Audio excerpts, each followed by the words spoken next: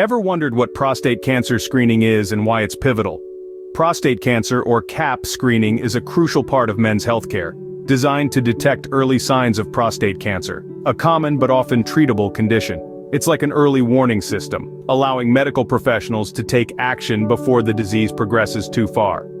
Two prominent methods are used in this screening process. The first is the digital rectal exam, or DRE.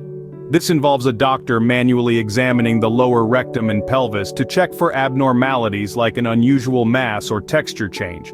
It's an initial screening method that can provide immediate insights. The second method is the prostate-specific antigen, or PSA test. This is a blood test that measures the level of PSA, a protein produced by prostate cells. An elevated PSA level can be an indicator of prostate cancer. Now that we've broached the topic, let's delve into more details about these screening methods. Starting with digital rectal exam, or DRE, a vital part of initial screening. The DRE is a test that examines the lower rectum, pelvis, and lower belly. It's a crucial tool to detect prostate cancer in men. The doctor, wearing a gloved and lubricated hand, gently inserts a finger into the rectum. This allows them to feel the prostate for any abnormality such as nodularity, focal lesions, or changes in texture, fullness, or symmetry. Now, it might not sound like the most comfortable procedure, but it's quick, and it can provide a wealth of information. You see, the prostate sits just in front of the rectum, making it accessible for this type of examination. This exam can help identify suspicious findings that may indicate the presence of cancer. While DRE is an important method, it is not the only one. Let's move on to the PSA test. The PSA test is another vital tool in screening for prostate cancer. The prostate-specific antigen, or PSA, is a glycoprotein produced by the epithelial cells of the prostate gland. It leaks into circulation when there's a disruption in the glandular architecture.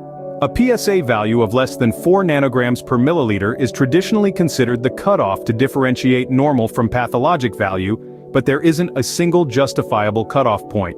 The measured serum PSA is a combination of free and bound PSA, with free PSA making up around 15% and bound PSA making up the remaining 85%. There are several causes of increased PSA levels, such as prostatitis, prostatic ischemia or infarction, and prostate biopsy or surgery, among others. These elevated levels could potentially be indicative of prostate cancer. The PSA test, while specific to the prostate, is not exclusive to prostate cancer. This is why the two tests are often used in conjunction. Screening recommendations can vary, but there are some common guidelines. Generally, all men should be offered screening at the age of 50 if they have a life expectancy of more than 10 years. High-risk individuals, such as those with a family history of prostate cancer or of African ancestry, should be offered screening at age 40 if they have a life expectancy of more than 10 years. Initial screening should include both serum prostate-specific antigen and digital rectal exam. However, it's important to note that there's ongoing debate regarding the efficacy of PSA-based screening.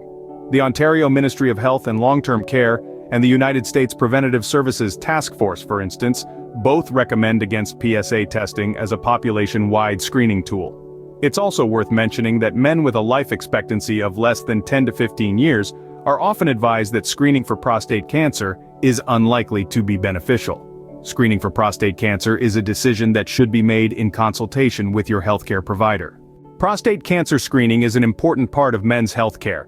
We've discussed two crucial screening methods: the digital rectal exam, or DRE, and the prostate-specific antigen test, known as the PSA.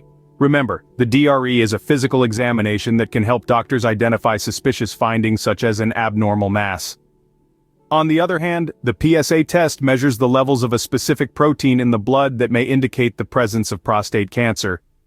It's essential to note that both screening methods have their merits and should ideally be used in conjunction. However, the decision to undergo either or both should be based on an informed discussion with your healthcare provider, considering your individual risk factors such as age, family history, and ethnicity. The importance of regular screenings cannot be overstated. Ignoring these could lead to late diagnosis, making treatment more challenging. Remember, early detection is key in the battle against prostate cancer. Consult your doctor about which screening method is right for you.